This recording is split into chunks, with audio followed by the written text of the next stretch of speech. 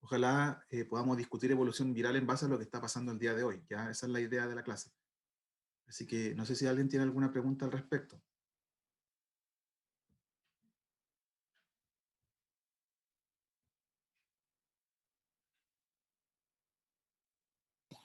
Profe, entonces veremos la clase pasada, la que pasó la semana pasada. Sí, sí, yo sé que hubo un par de personas que igual estuvieron la semana pasada en la clase. Entonces,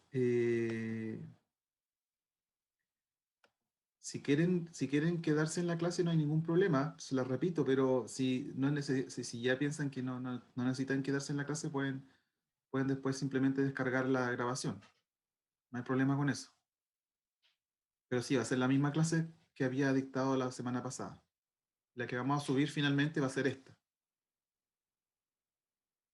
¿Ya? Bueno, Entonces, gracias. básicamente, me gustaría discutir con ustedes conceptos de evolución viral. Porque si hay algo que esta pandemia nos ha permitido ver prácticamente en tiempo real, es la evolución. Todos los organismos evolucionan. Todos los organismos eh, comienzan a mutar y comienzan a adaptarse a su medio ambiente. Pero lo que ha sucedido ahora con el coronavirus es evolución en tiempo real. Y para las personas que son bastante escépticas del tema de la evolución, en realidad esta es una muy buena forma de explicarles evolución a ellos. Nosotros en alguna clase, si no fue conmigo, tienen que haberlo visto con el otro profesor, vimos la taxonomía de los virus. Los virus se pueden organizar, ¿cierto? De acuerdo desde las categorizaciones más altas, que son el orden, ¿cierto? Al cual pertenecen ciertas familias. Luego vienen por familias, subfamilias, género y especies. En el caso del HIV, del virus que provoca el síndrome de la inmunodeficiencia humana, nosotros tenemos la siguiente clasificación. Son del orden de los ortevirales, familia retroviridae, se llaman los retroviridae porque tienen la capacidad de transcribir reversamente sus genomas. Y luego tenemos su familia género, que es el género de los lentivirus, porque en realidad son precisamente porque su proceso ciclo replicativo es un poco lento. Y luego viene la especie del VIH, que es el virus de la inmunodeficiencia humana. Sin embargo, no sé si todos lo saben, pero hay más de una especie de VIH. Hay un VIH-1, que es el que provoca la mayor cantidad de las infecciones a nivel mundial, y hay un VIH-2, que no es tan relevante como el VIH-1. Pero hoy en día, en la discusión que hemos tenido mediática, ¿cierto? Lo que han aparecido son conceptos que son los conceptos de cepas y de variantes. Y nosotros hemos escuchado que en la televisión hablan indistintamente de cepa o de variante como que fueran exactamente lo mismo, cuando en realidad no son exactamente lo mismo. Entonces nosotros lo que queremos hacer hoy día es tratar de entender cuál es la diferencia entre una cepa y una variante. De hecho, cepas y variantes son clasificaciones mucho más bajas que todas las que yo les estoy colocando acá. Están por debajo del concepto de especie. ¿Ya? Después de especie, en virología viene una cepa y luego viene una variante. Entonces, antes de comenzar específicamente con eso, me gustaría que nosotros entendiéramos desde dónde vienen los virus, cómo se originaron los virus. Entonces mucho debate al respecto, porque nosotros sabemos con nuestras clases que los virus necesitan sí o sí de una célula para poder sobrevivir, para poder realizar su ciclo replicativo. Nosotros hablamos de los virus como que puedan sobrevivir o del ciclo de vida de los virus, pero también hay mucho debate al respecto si los virus son o no entidades vivas. Entonces, ¿cómo lo llamamos? ¿Lo llamamos como un virus, como algo vivo o como algo no vivo? Entonces, las dos teorías principales que hay del origen de los virus son una teoría de un origen precelular. Esta dice que en un ambiente primitivo, hace millones de años, lo que existió aquí en el planeta fue un mundo de RNAs, básicamente, y de pequeñas moléculas. Y en algún punto de este mundo de RNAs se comenzaron a ensamblar RNAs espontáneamente dentro de cápsides o de cubiertas proteicas, las cuales finalmente pudieron terminar estableciéndose como células primitivas y estos pocos genes que estaban ensamblados dentro de una partícula viral podrían ahora haber dado o generado la primera célula. Es decir, en esta teoría, la primera célula se derivó de un virus y no al revés. Yo sé que suena súper desafiante, pero esa es la teoría que se maneja al día de hoy. Ahora, la teoría B es la que nos dice que un virus en realidad desde un principio escapó directamente de una célula primitiva. Una célula primitiva tenía un genoma primitivo, probablemente con muy pocos genes, ¿ya? Y inicialmente, inmediatamente que se había formado una célula, se escapa una pequeña porción de material genético encerrada en algunas proteínas primitivas celulares. Entonces, ¿cuál de las dos? Es difícil realmente llegar a la conclusión de cuál de las dos es principal, pero esto, no, esto hace bastante sentido, el tema de los RNAs, porque los RNAs, hasta antes de que se descubriera que los RNAs pueden tener actividad catalítica, que pueden realizar funciones, además de ser un simple mensaje o una simple estructura, eso empezó a cambiar un poco el paradigma, ¿cierto? Empezó a empujar un poco hacia esta teoría de acá, del origen precelular. Lo que sí sabemos es que los virus han estado mutando junto con los organismos desde que aparecieron en la Tierra. Y acá, en el lado izquierdo, yo tengo un resumen de todos los principales acontecimientos que han sucedido para poder generar las células más primitivas hasta las células más modernas, ¿cierto? Pasando por arqueas, bacterias, hasta los eucariotes más grandes. Y por el lado derecho, todo lo que ha ido pasando en paralelo con los virus, porque la evolución viral está íntimamente ligada a la evolución de una célula. Entonces, en un mundo primitivo de RNAs, lo que había primero eran replicones, pequeños fragmentos de RNA, quizás se empezaron a formar las primeras partículas, cápsides virales, hasta que en algún momento el RNA, perdón, estoy aceptando, hasta que en algún momento el RNA pudo comenzar a tener actividades catalíticas, como por ejemplo transcribirse reversamente, es decir, poder transformarse en un DNA, es algo que en algún momento apareció durante la evolución, lo que da lugar a los primeros a los retrovirus más antiguos, más primitivos que hay, ¿cierto? Empacados, y de ahí para adelante la historia sigue como se ve acá. Comienzan a aparecer los distintos tipos de proteínas virales, perdón, al mismo tiempo que las proteínas celulares, y luego comienzan a aparecer los primeros fagos, al mismo tiempo que aparecen las arqueas, ¿ya? Y finalmente comienzan a aparecer los virus más modernos, los virus eucariontes, los virus que no solamente tienen cápside proteica, sino que también pueden llegar a tener membrana, y finalmente, probablemente, aparecen los virus de RNA, que son los virus que tienen menor cantidad de material genético comparado con los virus de DNA. Estas son posibles rutas del origen de los virus. Pero el punto que vamos a tocar hoy día más en detalle es el siguiente. Punto uno, ¿cuánto muta un virus? ¿Cuán rápido muta un virus? Y la respuesta es, muta bastante más rápido que lo que muta una bacteria o una célula eucarionte, ¿ya? Los virus tienen que evolucionar, pero durante esta evolución ocurre que no pueden mutar excesivamente, porque si mutan excesivamente van a tener un costo, ¿cierto?, en fidelidad que los va a llevar a probablemente extinguirse. Ya no pueden tener un exceso de mutaciones, pero tampoco pueden tener muy pocas mutaciones que impidan que el virus evolucione y se adapte a su nuevo ambiente. Entonces, en este especie de costo-beneficio, lo que nosotros tenemos acá es que tenemos partículas que son los viroides, que no son parte de este curso, ¿ya? Hay muy poco estudio con respecto a los viroides, son las que más mutan. eh, en cambio, las virus de RNA son los virus complejos que más mutan o que mutan más frecuentemente comparado con otros virus, por ejemplo, los virus de DNA de hebra simple o los de DNA de hebra doble.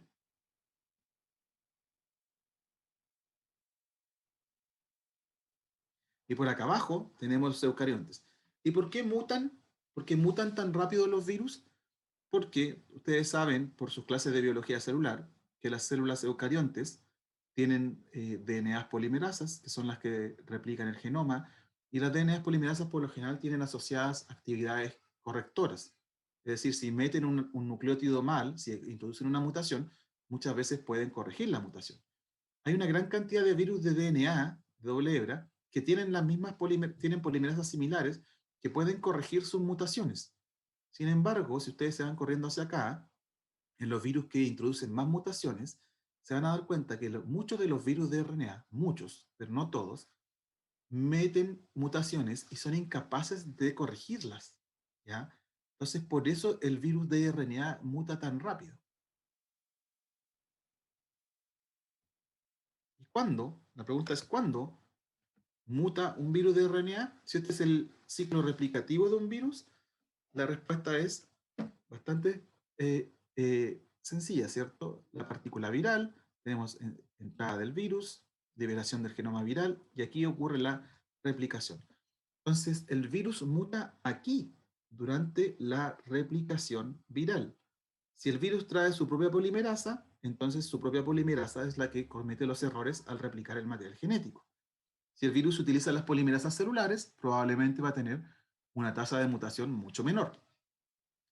Entonces, la replicación viral es el paso del ciclo de vida del virus donde se cometen los errores. Entonces, nosotros tenemos esto. ¿Ustedes reconocen esto que les estoy mostrando aquí?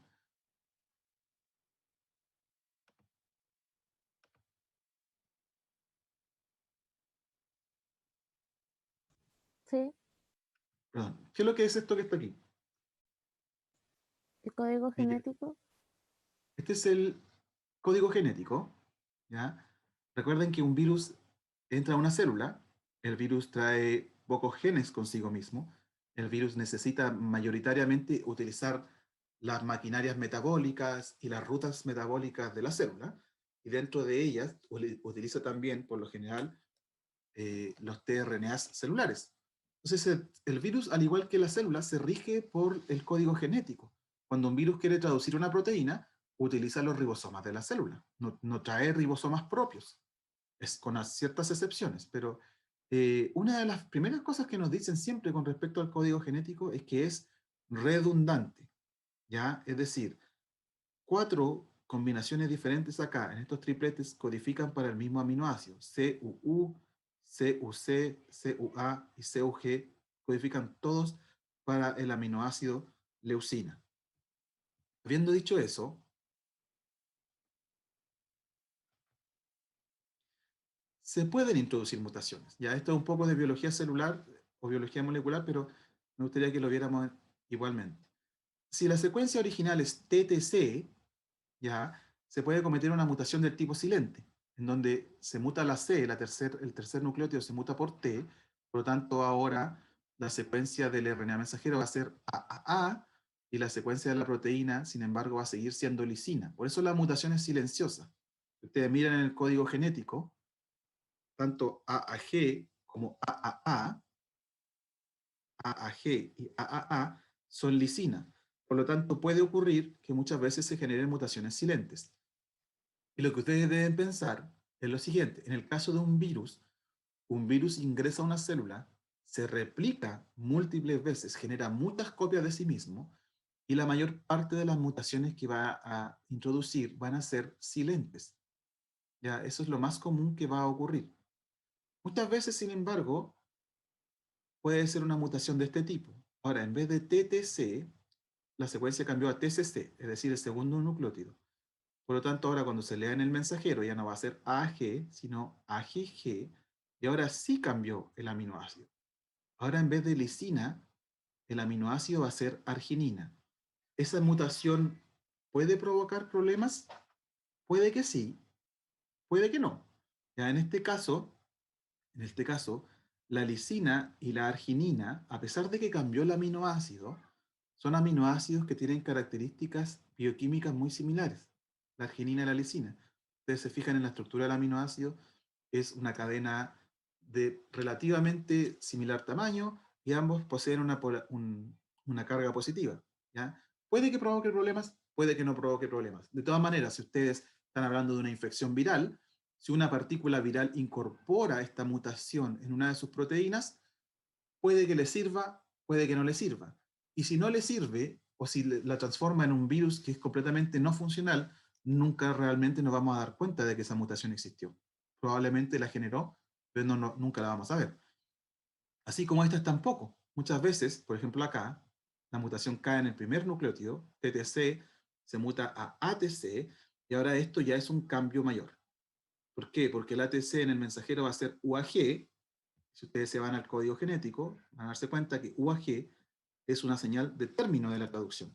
Por lo tanto, acá ya lo que se va a generar es una proteína, esta es una mutación sin sentido, una proteína truncada y probablemente no funcional.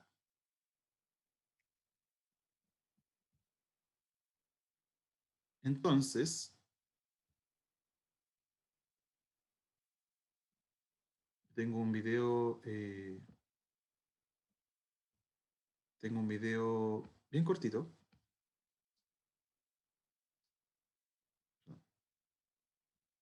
que lo hizo de hecho la Organización Mundial de la Salud.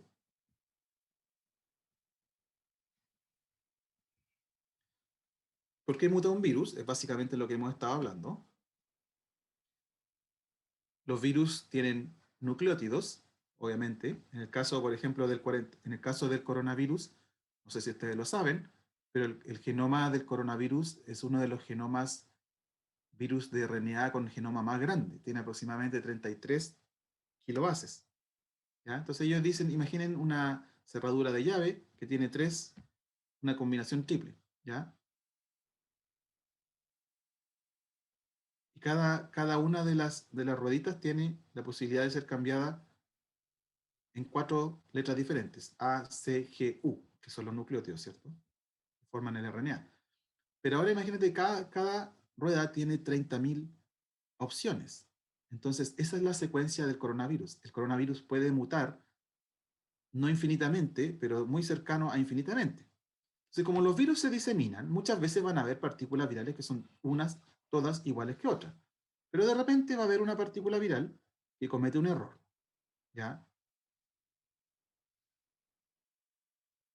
Entonces aquí está diciendo la que mayor parte de las veces esta partícula viral, estas variaciones, no provocan un cambio que uno pueda ver, ¿ya? La mayor parte del tiempo las mutaciones no alteran el fenotipo viral, pero a veces sí lo hacen, ¿ya? Por ejemplo, en este caso fue para peor, ya la mutación introdujo una cepa que no es viable, una variante que no es viable. O en este caso, que está aquí, esta mutación introduce una mutación puntual que hace que la variante no solamente sea viable, sino que ahora sea incluso más contagiosa o se disemine mejor que la anterior. Es básicamente un concepto de biología celular.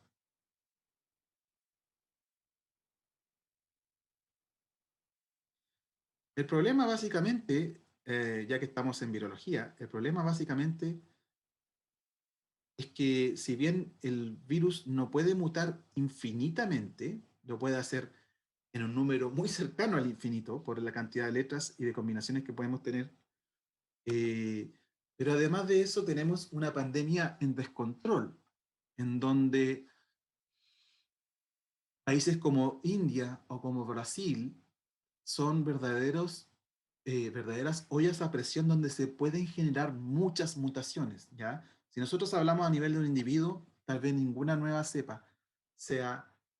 variante sea más contagiosa que la otra. Pero si hablamos a nivel de población, donde hay millones de individuos infectados y donde hay millones, trillones de partículas virales produciéndose cada día, entonces la posibilidad de que aparezca una nueva variante con mejores características que la anterior es muy cierta. En el caso del coronavirus, que es lo que a todos les interesa prácticamente hoy en día, hay solamente 7 cepas de coronavirus humano. Solamente 7. Estas son cepas propiamente tal. ¿Por qué? Porque tienen características clínicas muy diferentes una de la otra. Existen estas, la 229E, la OC43, NL63 y HKU, que son coronavirus que circulan cada año. Son virus estacionales, provocan resfriado común. ¿Ya? Pero tenemos otras cepas, estas, que son las que han saltado ocasionalmente desde un hospedador animal hacia el ser humano. El SARS-CoV-1, que comenzó a circular en el año 2003, se sabe perfectamente que saltó desde un hospedador murciélago hacia felinos y de felinos a humanos. Luego tenemos el MERS, que sigue dando problemas en el Medio Oriente, que también traspasó desde su hospedador, perdón, desde su reservorio murciélago hasta camellos y de camellos a humanos, los humanos que están en contacto directo con el camello. Y luego tenemos el SARS-CoV-2, que básicamente es la cepa con la cual nosotros estamos lidiando en este minuto, que se sabe que pasó o proviene de murciélagos. No se sabe muy bien cuál fue el animal intermediario, aunque sí se tiene una aproximación bastante decente de dónde pudo haber pasado, que es el pangolín, y luego se traspasó probablemente a humanos. ¿Ya? Entonces, ¿por qué son cepas diferentes? Porque son lo suficientemente diferentes como para que los anticuerpos de un virus no reconozcan al otro, o viceversa, porque la sintomatología es diferente, porque el número de reproducción, es decir, cuántos humanos se pueden infectar a partir de un humano infectado, también son diferentes. De hecho, fíjense bien acá abajo, en esta diapositiva, en este dibujo, perdón, el MERS, que es el coronavirus del Medio Oriente, este que está aquí, no reconoce el mismo receptor que reconoce el SARS-CoV-1 y el SARS-CoV-2. Mientras que SARS-CoV-1 y 2 reconocen el receptor ACE2, yo creo que ustedes lo han visto esto varias veces, el MERS reconoce este otro receptor que es el DPP4. Esto habla de que la proteína de fusión, la proteína Spike, es bastante diferente entre una cepa y otra. Y ahí está la explicación de por qué son bastante diferentes unas de otras. Fíjense, esta es la proteína se cliva, se las clivan proteasas celulares. Y los sitios de clivaje son diferentes. Uy, perdón. Son diferentes entre uno y otro.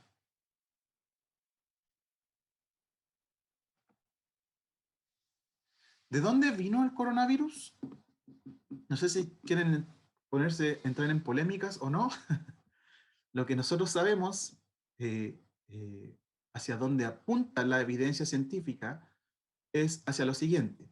El coronavirus actual que circula en humanos tiene este sitio de clivaje. La proteína se cliva, la proteína de fusión se cliva ahí.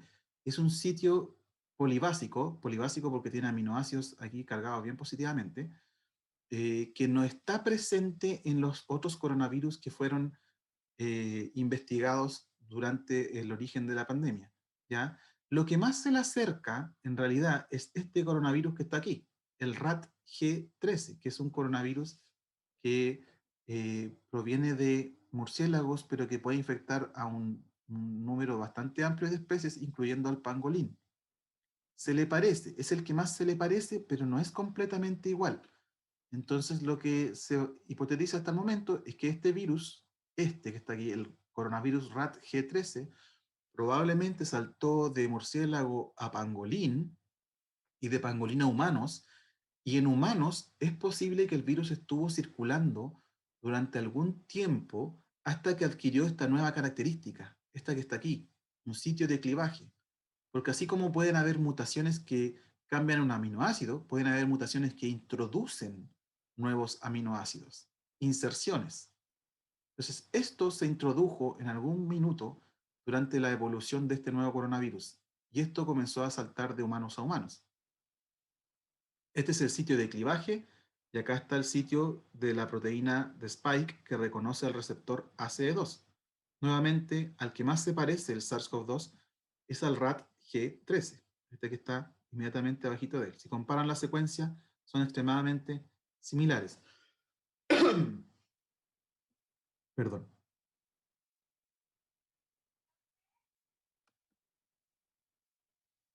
Entonces, una vez que el coronavirus comienza a transmitirse de humanos a humanos, de persona a persona, comienza inmediatamente a mutar y va a seguir mutando y van a seguir apareciendo nuevas variantes.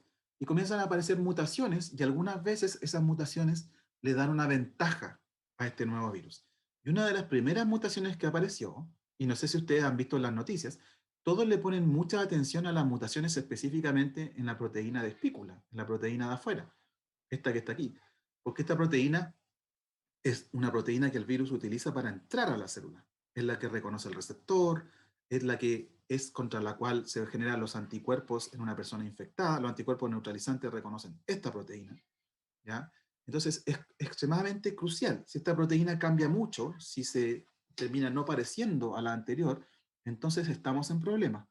Y lo que ocurrió muy temprano, apenas comenzó la circulación del virus, es esto que está aquí. la secuencia original del coronavirus de Wuhan original era GAT, justo ahí, en esta porción de la proteína. Eso era un ácido aspartico, un aminoácido cargado negativamente, y mutó hacia GGT. Se mutó solamente un nucleótido de la secuencia, que ocasionó que el ácido aspartico ahora cambiara hacia glicina. Es una mutación bastante radical, ¿ya? Cambiar un ácido aspartico, que es un aminoácido grande, cargado negativamente, por glicina, que es un aminoácido pequeño, no cargado. Y si ustedes ven acá, esto es lo que pasó en el mundo. Desde que empezó la pandemia, en naranjo son las variantes que tenían la mutación, perdón, que traían el ácido aspartico original, pero como ustedes pueden ver, desde que apareció la mutación G614, apareció aquí y comenzó a apoderarse de las infecciones a nivel mundial. Entonces, es evidente que la mutación de D614 hacia G le confiere una ventaja fenotípica al virus. ¿Qué ventaja le confiere? Perdón. ¿Qué ventaja le confiere?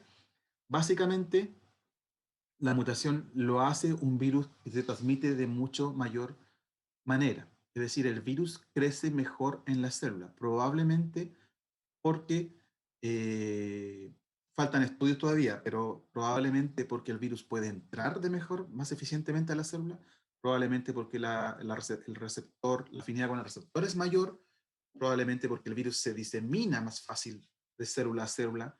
Hay varias formas en que esta mutación causa que el virus sea más transmisible. Pero lo cierto es que mutó y el virus la mantuvo y nosotros nos dimos cuenta de eso, porque hoy en día existe una base de datos, hoy en día se mantiene el ojo puesto en el coronavirus y en sus variantes. ¿Ya? Entonces estas son todas las variantes, están clasificadas de hecho.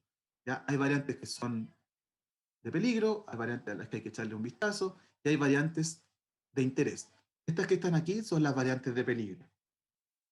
Ojo, que estoy hablando de variantes, no son cepas del coronavirus. La cepa es SARS-CoV-2.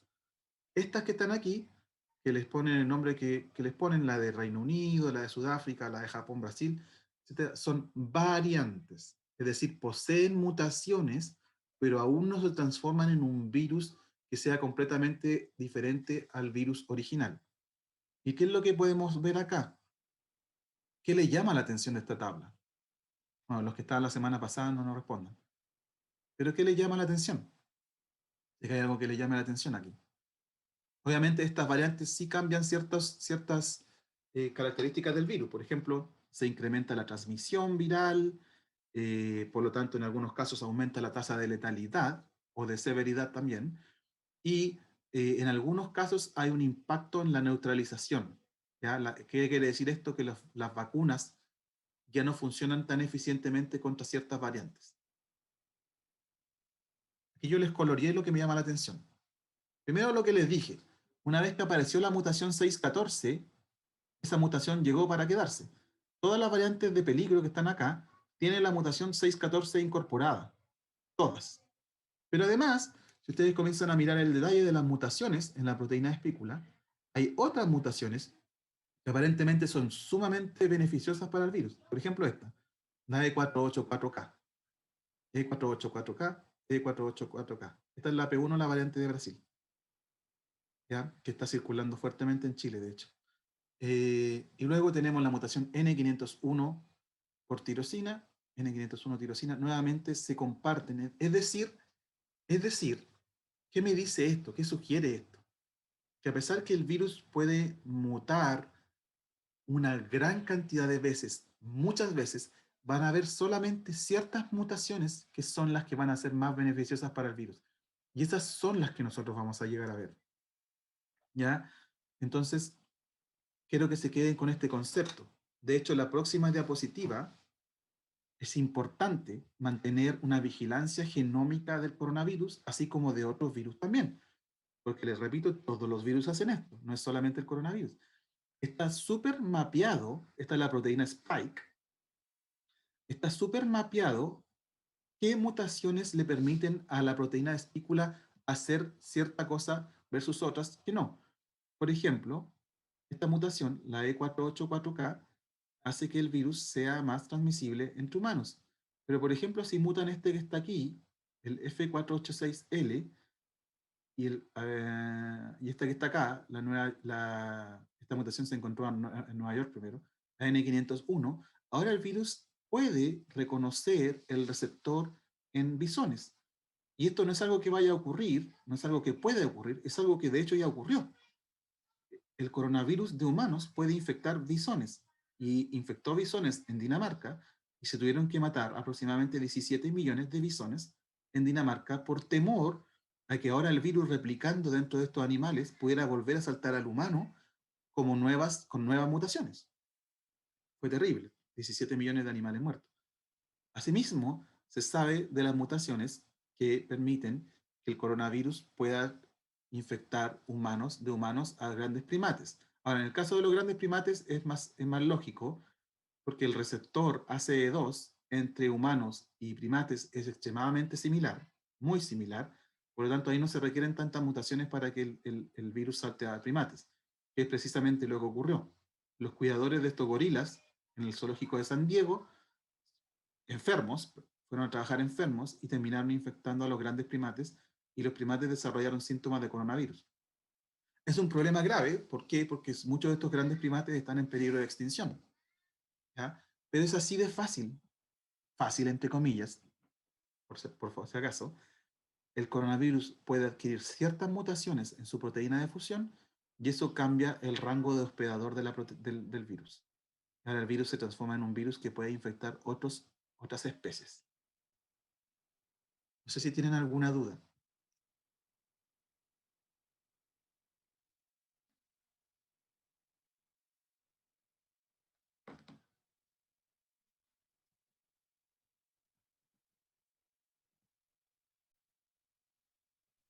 Creo que no, profe. Recording stopped. No he terminado todavía, pero yo tengo que son las 12:04. Me voy a tomar 10 minutitos hasta las 12:15 para ir a buscar un café y volvemos. Bueno, Bueno, profe.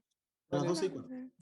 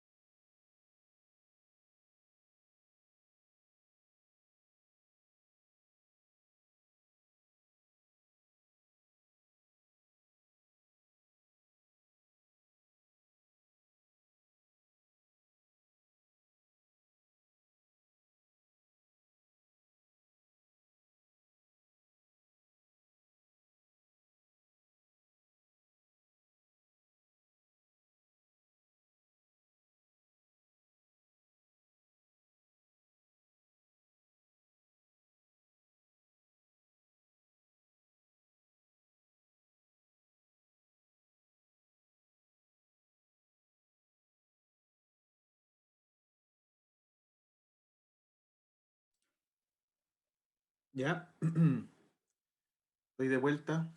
Vamos a reanudar la grabación. Recording in progress. Ya, si tienen alguna duda, me detienen nomás y me hacen la pregunta, ¿ya? Porque la idea de la clase del día de hoy era conversar sobre dos virus diferentes, al menos en el sentido de las mutaciones que ellos adquieren. El segundo caso que queríamos ver el día de hoy, después del coronavirus, es el caso del virus influenza.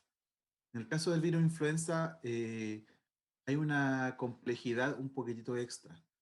Si bien el genoma en cantidad de pares de bases es más pequeño que el del coronavirus, el genoma del virus influenza está dividido en 8 segmentos, que son 8 segmentos de RNA que codifican para diferentes proteínas. Es un virus envuelto y dos de esos segmentos genéticos, el HA y el NA, son los que codifican para las proteínas, para dos de las proteínas de la membrana, la hemaglutinina y la neuraminidasa. Por eso los virus influenza siempre se llaman, se les colocan las siglas de la hemaglutinina, la H que tengan y de la N que tengan. Vamos a ver un poquito más en detalle eso. Y por dentro, ¿cierto? Estos segmentos genéticos forman una nucleocápside que es la que contiene toda la polimerasa viral, el complejo de la polimerasa viral que está replicando el RNA y el RNA que está cubierto por nucleoproteína. Entonces, existen diferentes tipos de influenza, como les dije yo. H se refiere al tipo de hemaglutinina, de la proteína de hemaglutinina que tiene, de superficie, y N se refiere al tipo de proteína neuraminidasa que tiene. Ahí está, hemaglutinina está de morado, neuraminidasa está que es en color, no sé qué color es, café, claro. Entonces existen diferentes tipos de influenza. Para humanos, por ejemplo, las influencias que infectan a humanos, las principales influencias que infectan a humanos son la H1N1, la H3N2 y la H2N2, que corresponden a virus que pueden ser virus estacionales, que circulan cada año. ¿Ya? La influenza por lo general circula todos los años en la temporada de invierno. Pero eventualmente, ocasionalmente, algunos otros tipos de influenza pueden infectar a humanos. Por ejemplo, las influencias H5N1, H9N2 y H7N7. Y si ustedes se ponen a ver la lista que está acá, ya la influenza H5N1 es una de particular interés porque puede infectar aves silvestres o aves domésticas incluso.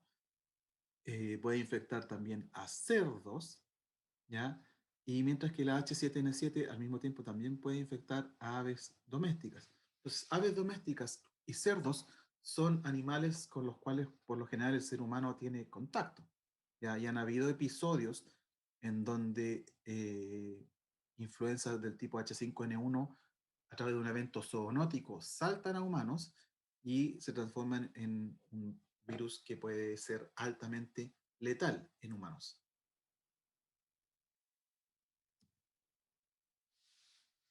Entonces, como les dije, el virus influenza, esto es súper resumido, entra a la célula, el material genético sale del endosoma, se replica, el material genético se replica en el núcleo de la célula, ¿ya? Y luego se empacan nuevos viriones.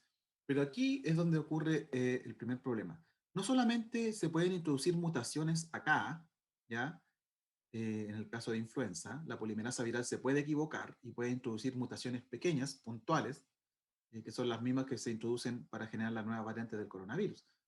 Pero además, si ustedes se fijan, el virus tiene que ensamblar una copia de cada uno de sus segmentos genéticos para poder ensamblarse como un virión infectivo. Entonces mi pregunta es la siguiente. Si tienen dos tipos de virus influenza, fíjense todos los que hay, infectando una misma célula, ¿qué es lo que ustedes piensan que puede ocurrir acá? Tenemos una influenza, por ejemplo, del tipo H5N1 y una del tipo H1N2 infectando al mismo cerdo, a las mismas células del cerdo.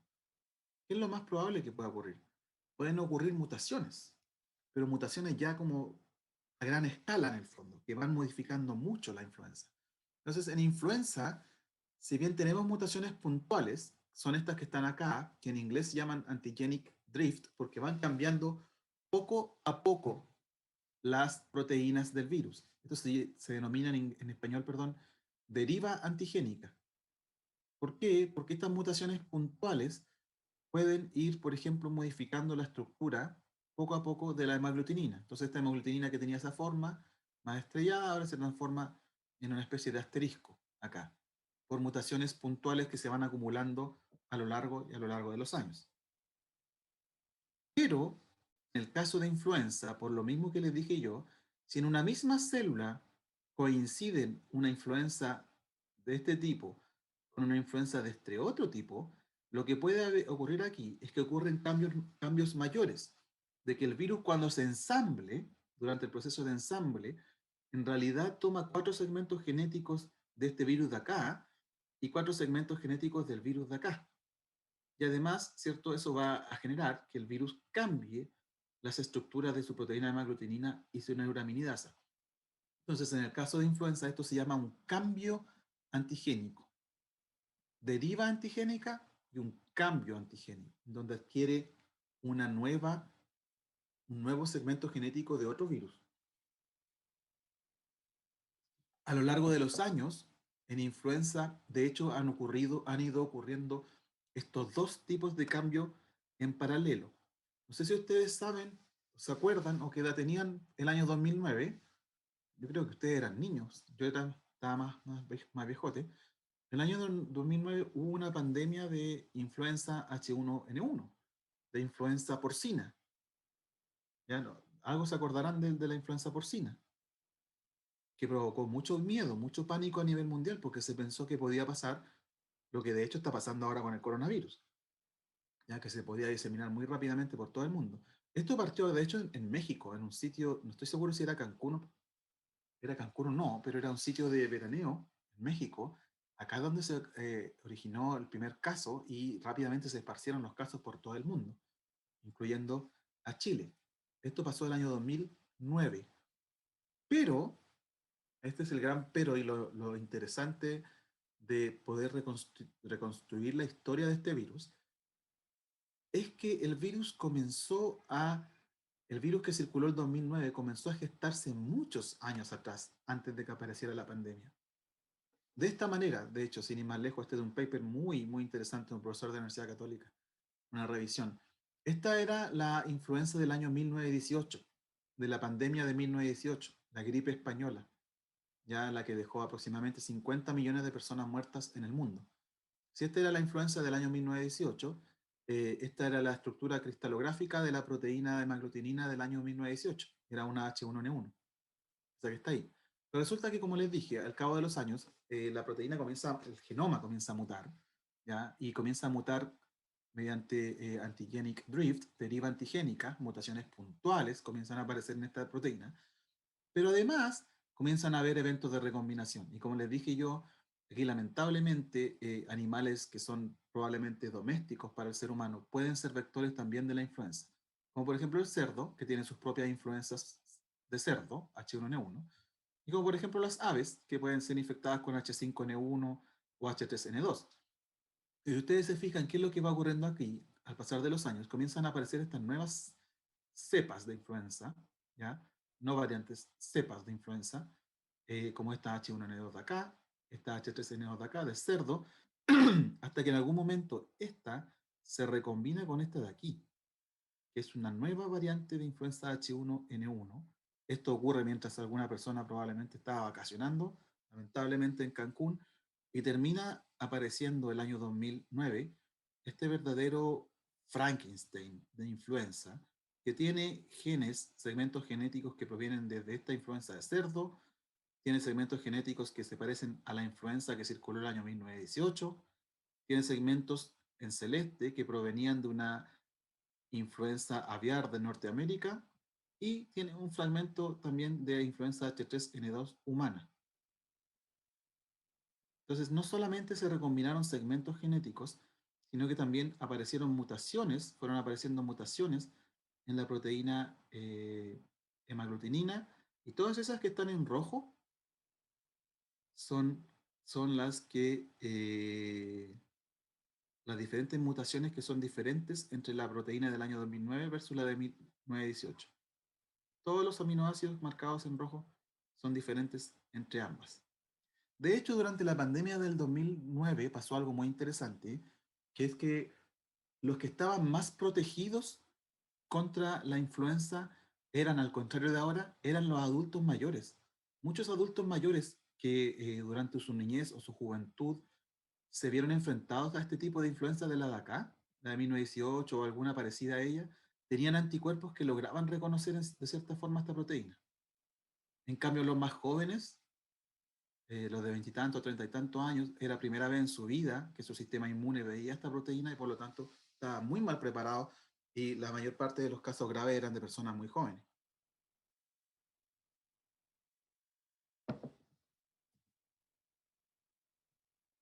Se sabe perfectamente bien cuáles son las regiones antigénicas de la proteína de hemaglutinina de la influenza, estas que están acá, A, B, C, D, E, con estudios de bioquímica, con estudios de inmunología, uno puede llegar a determinar contra qué parte de la proteína nuestro sistema inmune produce la mayor cantidad de anticuerpos. Son todas estas que están aquí. Zona A, B, C, D y E. Perdón, acá está la E. Y si es que la proteína muta cualquiera de estas partes que está aquí, que son aminoácidos, entonces va a comenzar a perder, eh, vamos a comenzar a perder especificidad en la respuesta inmune que se genera contra esas proteínas. Porque lo que genera la vacuna, la idea de nuestras vacunas, es precisamente que el cuerpo genera anticuerpos para que reconozcan esta proteína una vez que entre un virus real a infectarnos. Si el virus cambia, sigue cambiando esto a medida que va mutando, nuestros anticuerpos cada vez se vuelven menos, cada vez reconocen menos la proteína.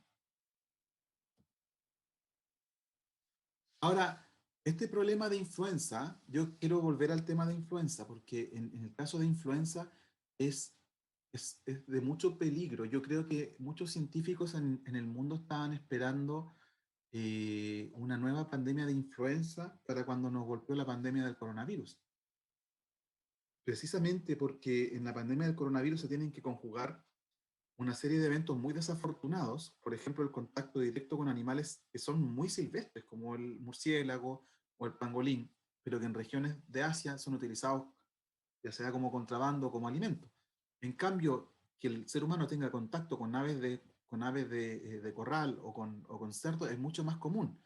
Y lo que ocurre acá, los estudios han logrado identificar cada una de las mutaciones, por ejemplo, que le permiten una influenza de cerdo, aquí están con nombre y apellido, ¿cierto? Cada una de las mutaciones de una influenza de cerdo para que se transforme en una influenza que ahora puede infectar el tracto respiratorio humano.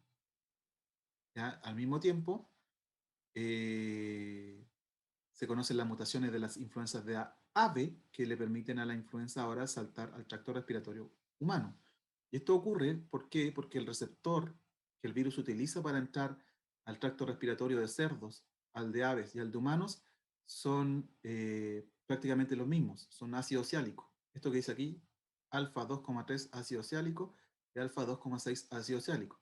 Están presentes acá, están presentes acá, están presentes acá. Si las únicas diferencias entre los tres son las temperaturas a las que está nuestro tracto respiratorio. ¿Ya? En el de aves un poquitito mayor temperatura que en el de cerdos y a su vez mucho mayor temperatura que el de humanos. En humanos nosotros sabemos que nuestro tracto respiratorio inferior está a 37 grados Celsius, pero nuestro tracto respiratorio superior, aquí, apenas nosotros inspiramos aire, está más bajo, 33 grados Celsius. Entonces esas mutaciones que están ahí le permiten al virus ser un virus que se adapte a la temperatura en el fondo. Lo mismo acá, esas mutaciones que aparecen en esa influenza le permiten al virus adaptarse a la temperatura del tracto respiratorio humano.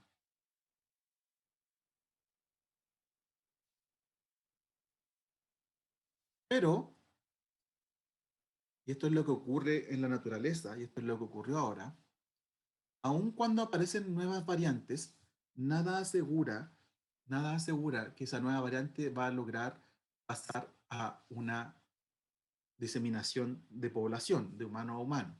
Tienen que ocurrir varias cosas. El virus tiene que pasar por este verdadero cuello de botella. Fíjense que esta es una célula de una persona, por ejemplo. Este es el virus, material genético del virus. Y estas son variantes que no le dan ninguna ventaja al virus. Son variantes unfit, significa como poco ventajosas. En cambio, aquí hay una variante de todas las que apareció que es ventajosa. Cuando el virus sale de la célula, va a quedar, en el caso de un virus influenza, por ejemplo, atrapado en el mucus del epitelio respiratorio y atrapadas en el mucus, las partículas virales realmente no pueden hacer mucho. Ahora, si hay una respuesta inmune que va a comenzar a atacar estas partículas virales que están en el mucus, probablemente la respuesta inmune va a reconocer las partículas virales más conservadas, que son estas que están en morado. Y probablemente esa variante que no tiene capacidad de replicación, da lo mismo si está o no está, o si es reconocida por el sistema inmune o no, porque no va a prosperar. Pero esta no es reconocida por el sistema inmune. Y esta, ahora atrapada en el mucus, puede ser expelida de este organismo y enviada hacia otros organismos. ¿Ya? Entonces, en cierta forma, este cuello de botella que se produce acá para que aparezcan nuevas variantes es ocasionado por nuestra propia respuesta inmune, que permite que aparezcan estas nuevas variantes.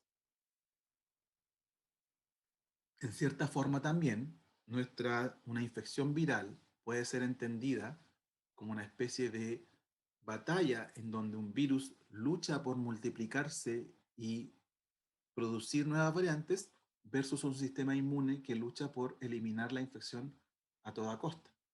¿Ya? Entonces, una vez que se seleccionan literalmente estas nuevas variantes, puede ocurrir que ahora se produzca la diseminación de hospedador a hospedador, algunos de los cuales van a comenzar ahora a albergar un nuevo virus.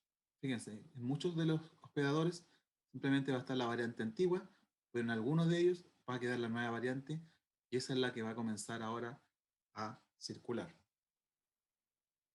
Afortunadamente, la ciencia va al ritmo, ¿cierto?, de los virus también.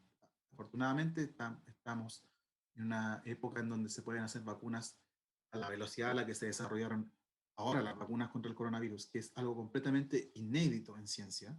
Nunca antes en la historia de la ciencia se había producido una vacuna en tan corto tiempo.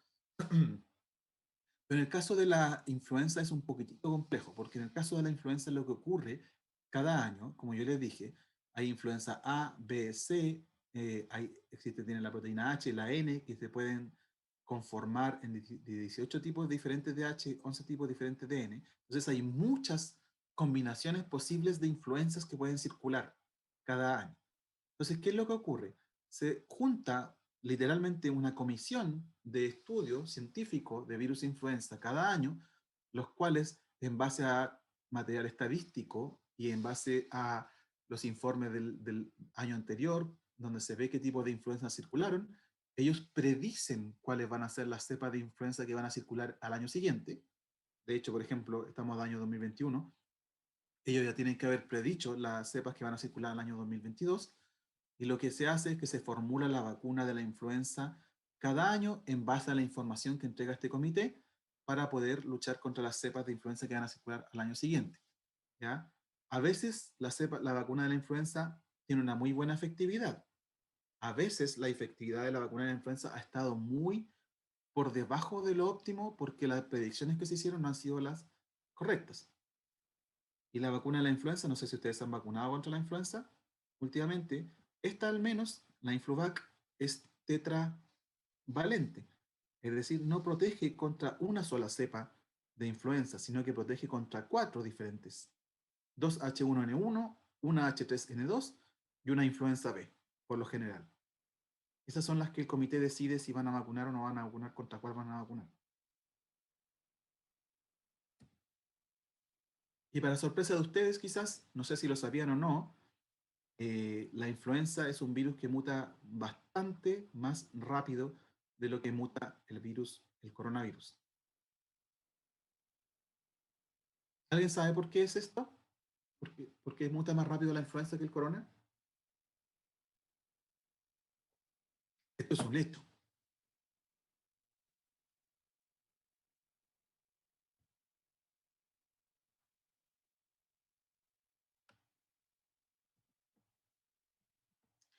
Bueno, en el caso del coronavirus, la la polimerasa del virus, la RNA polimerasa del virus, es capaz de corregir si ha puesto un nucleótido de mala manera.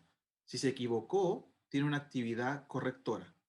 Por lo tanto, a pesar de ser un virus de RNA, su polimerasa está equipada para hacer correcciones de nucleótidos mal puestos y por lo tanto tiene una capacidad mutagénica bastante más por debajo que lo que la tiene un virus como el virus de la influenza. Ya la polimerasa de la influenza no es capaz de corregir nucleótidos mal puestos.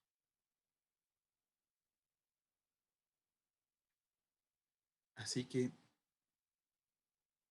me parece que esta es la última diapositiva.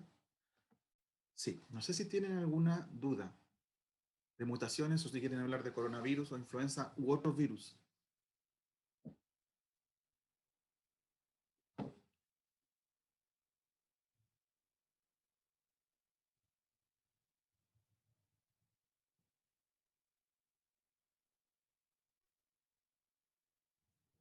¿Alguna duda? Me voy a detener la grabación. Recording stopped.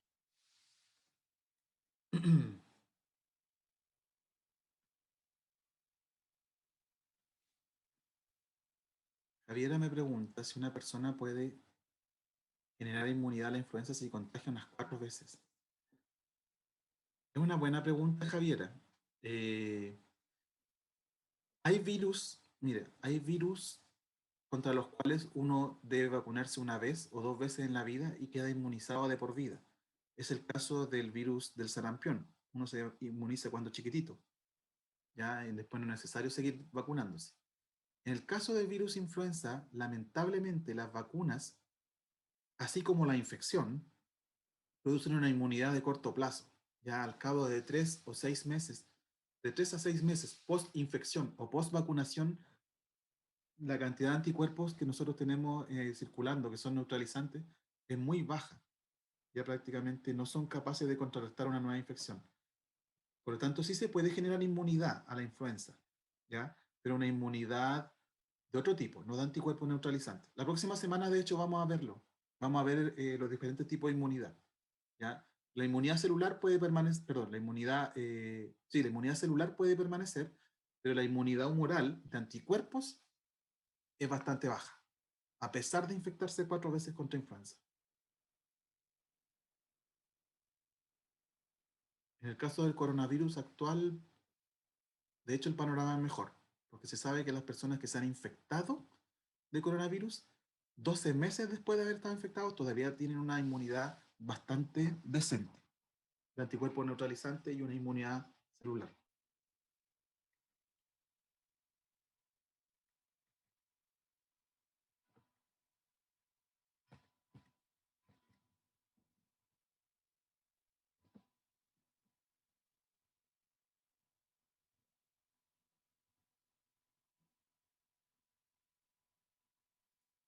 Chuta, Javiera, qué mala suerte, no se ha vacunado otra vez y ya le dio 3 veces. Es por lo que le digo yo, la influenza genera una inmunidad de corto plazo. Lamentablemente genera una inmunidad de corto plazo. Le digo, 3 a 6 meses post infección es probable que usted ya no tenga un nivel detectable de anticuerpos contra influenza en su sangre. Y súmele a eso lo que le estaba diciendo yo. Cada año, la influenza que circula cada año es diferente a la que circuló el año anterior. Le recomiendo que se vacune antes de que empiece la temporada de influenza. La vacuna al menos le permite estar protegido durante la temporada.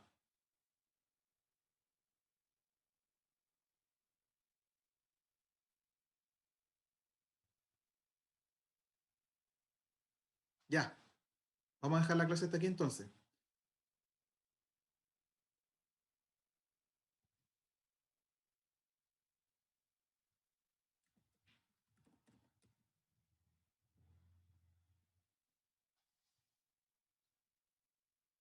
A ver, Marco me preguntó, ¿qué se sabe de la inmunidad celular generada por las vacunas actuales? ¿Del coronavirus se refiere usted?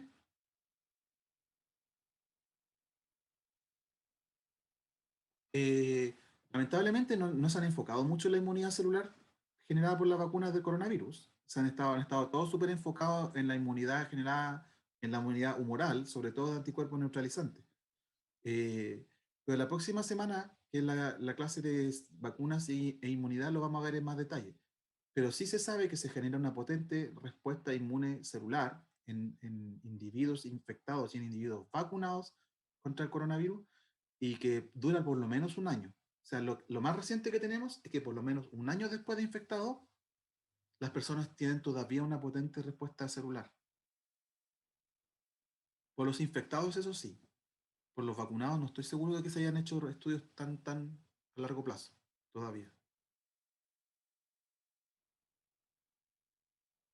Profe, una Sí, consulta es que dicen que para vacunarse contra COVID tiene que haber pasado por lo menos unas 2 semanas después de haberte vacunado contra la influenza.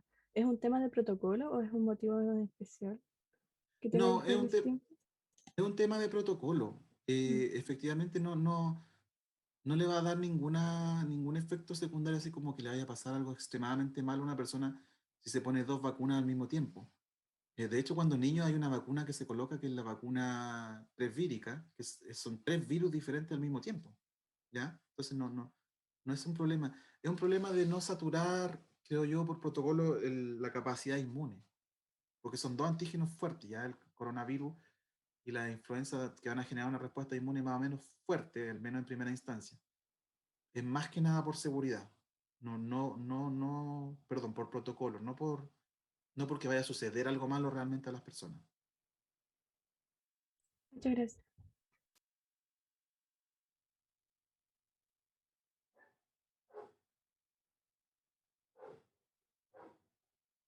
Traigan todas sus preguntas de vacuna en la próxima semana. Vamos a hablar de vacuna.